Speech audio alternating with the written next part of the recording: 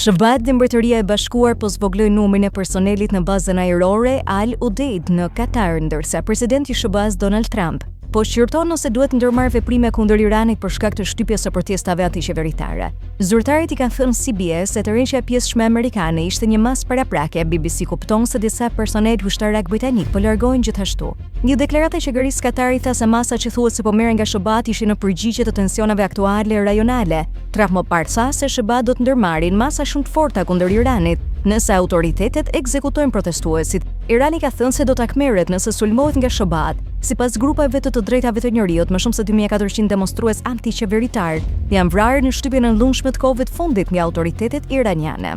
Lidhur me largimin e personelit ushtarak, qeveria e Katarit tha se do të vazhdojë të zbatojë të gjitha masat e nevojshme për të mbrojtur sigurinë e qytetarëve dhe banorëve të saj si një përparësi kryesore, duke përfshirë veprime që lidhen me mbrojtjen e infrastrukturës kritike dhe objekteve ushtarake. Al Udeid është baza më e madhe ushtarake amerikane në lindjen e mesme dhe rreth 10.000 personel janë të vendosur atje, si dhe rreth 100 staf britanik. Nuk është e qartë se sa do të largohen. Një zëvendës e Ministrisë së Mbrojtjes së Mbretërisë së Bashkuar nuk pranoi të komentojë mbi raportet se personeli i Mbretërisë së Bashkuar po tërhiqej për shkak të sigurisë operacionale.